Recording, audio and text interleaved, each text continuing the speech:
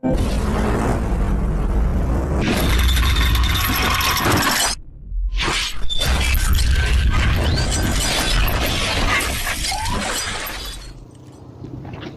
warahmatullahi wabarakatuh. Apa kabar teman-temanku semuanya dimanapun berada, semoga teman-teman dalam keadaan sehat walafiat. Kembali lagi di Pin Moto Vlog. Kira-kira sudah lebih 1 minggu saya tidak upload karena kesibukan teman-teman. Alhamdulillah pada kesempatan kali ini upload lagi. Oke, video kali ini saya akan melintasi kota Padang Panjang, kota yang cukup dingin. Dan juga kita akan lihat-lihat suasana kotanya. Jangan lupa di subscribe, like, comment, share ya teman-teman. Mudah-mudahan channel ini semakin berkembang dan semangat lagi untuk buat videonya. Terima kasih. Kota Padang Panjang adalah kota dengan luas wilayah terkecil di Sumatera Barat ini teman-teman. Kota ini memiliki julukan sebagai kota Serambi Mekah dan juga dikenal sebagai Mesir Van Andalas. Wilayah ini atau kota ini dikelilingi oleh Kabupaten Tanah Datar, jadi berada di tengah-tengah Kabupaten Tanah Datar teman-teman. Menurut sejarah, kawasan kota ini sebelumnya merupakan bagian dari wilayah Tuan Gadang di Batipuah. Pada masa Perang Padri, kawasan ini diminta oleh Belanda sebagai salah satu pos pertahanan dan sekaligus batu loncatan untuk menundukkan kaum Padri yang masih menguasai kawasan Luah Agam. Selanjutnya Belanda membuka jalur jalan baru dari kota ini menuju kota Padang, karena lebih mudah dibandingkan melalui kawasan daerah Kabupaten Solok sekarang. Jadi kita akan melewati jalur itu sekarang, yang jadi jalur utama dari Payakumbuh, dari Bukit Tinggi ya. Pemandangan cukup indah sekali. Dan kota ini pernah menjadi pusat pemerintahan sementara kota Padang. Setelah kota Padang dikuasai Belanda pada masa agresi militer Belanda sekitar tahun 1947. Geografis kota ini juga disebut kota dingin, sejuk sekali, karena kota ini berada di daerah atau daratan tinggi teman-teman. Kalau tidak salah antara 650 sampai 850 meter di atas permukaan laut, karena dia berada di kawasan pegunungan. Sejuk sekali. Ada sebagian dari tempat ibadah, contohnya masjid. Masjid itu biasanya pada umumnya itu dipakaikan kipas angin, dipakai AC. Tapi kalau di Padang Panjang atau daerah Padang Panjang ada yang tidak pakai sarana pendingin tersebut, karena udaranya sudah dingin, sudah sejuk sekali. Biasanya kalau dari kota Padang ya menuju Padang Panjang awalnya cerah ya,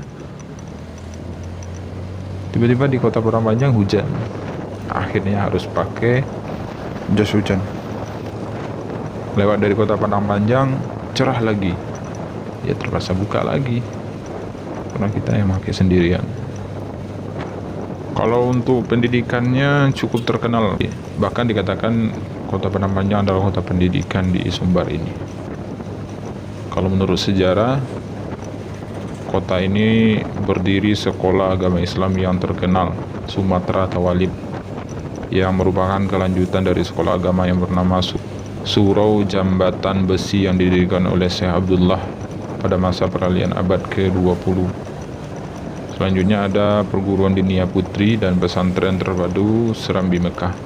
Selain itu juga terdapat pula Institut Seni Indonesia ISI Padang Panjang. Untuk jalur perhubungan, kota Padang Panjang merupakan kota yang berada pada jalur silang dan terhubung dengan jalur lintas Sumatera. Jadi menjadikan kota ini berada pada posisi yang cukup strategis sekali, karena terletak pada lintasan regional antara kota Padang dengan kota Bukit Tinggi, dan juga dengan Kabupaten Tanah Datar, Kabupaten Solok, dan kota Solok. Kota ini juga merupakan pertemuan jalur kereta api dari kota Bukit Tinggi dengan dari Kabupaten Solok yang akan menuju kota Padang atau sebaliknya.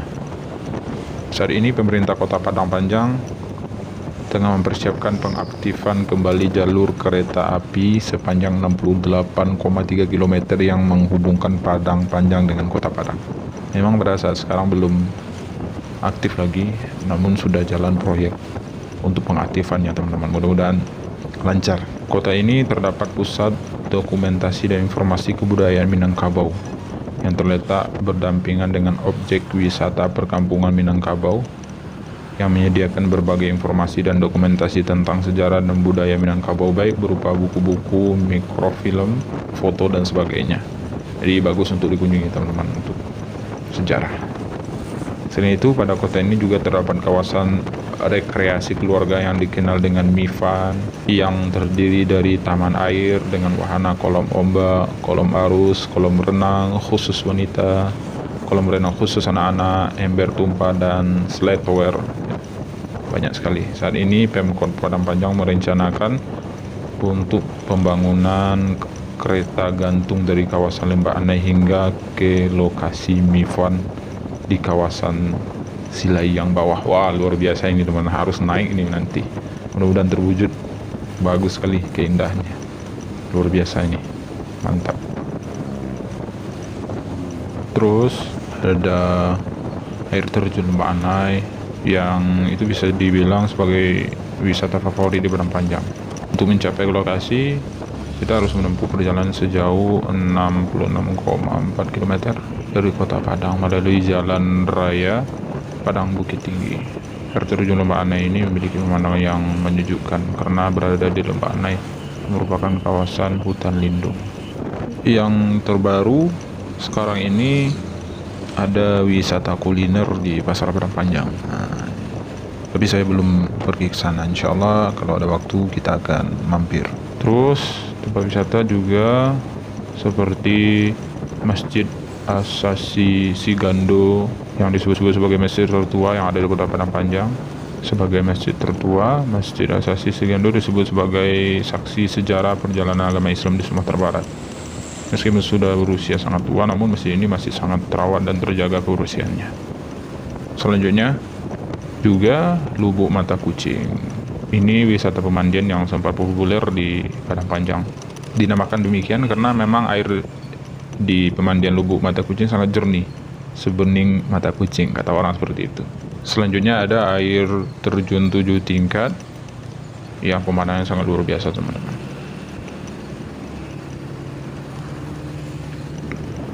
Dan juga ada Goa Batu Batirai. Jadi bagi teman-teman yang pecinta alam, Goa Batu Batirai ini bisa dijadikan tempat tujuan wisata yang wajib untuk teman-teman kunjungi. Goa ini memiliki keindahan cukup menakjubkan dan dinamakan demikian karena memang banyak batu-batu yang menjulur ke bawah layaknya sebuah tirai. Selanjutnya Museum Kebudayaan Minangkabau. Sebagaimana apa yang kita sampaikan tadi, kalau kita berkunjung ke sini, ke museum ini akan membuat kita akan mengetahui lebih dalam mengenai sejarah Minangkabau. Karena banyak tersimpan di sana koleksi budaya Minangkabau, baik dalam bentuk visual ataupun audio. Dan juga Desa Wisata Kubu Gadang yang terletak di Jalan Haji Miskin.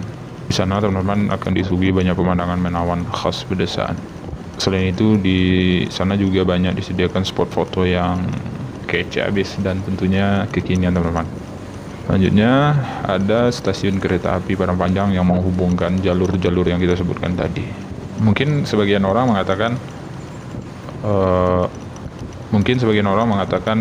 atau kebanyakan orang mengatakan mereka pasti akan menganggap bahwa stasiun kereta api bukanlah tempat yang menarik untuk dikunjungi. Namun berbeda halnya dengan stasiun kereta api yang ada di Padang Panjang ini, karena memang stasiun ini sangatlah artistik dan memiliki nilai sejarah yang tinggi karena dibangun sejak zaman penjajahan Belanda. Nah, itulah teman-teman sedikit tentang informasi Kota Padang Panjang. Jadi bagi teman-teman yang berminat untuk pergi liburan ke Kota Panjang, sebenarnya Padang Panjang cukup menarik sekali karena banyak sekali tempat-tempat wisata yang bisa teman-teman memasukkan ke daftar traveling teman-teman semua. Ya, atau teman-teman motovlogger di seluruh Indonesia, bagus sekali untuk dimasukkan ke daftar traveling teman-teman. Oke, terima kasih teman-teman, mudah-mudahan bermanfaat. Assalamualaikum warahmatullahi wabarakatuh.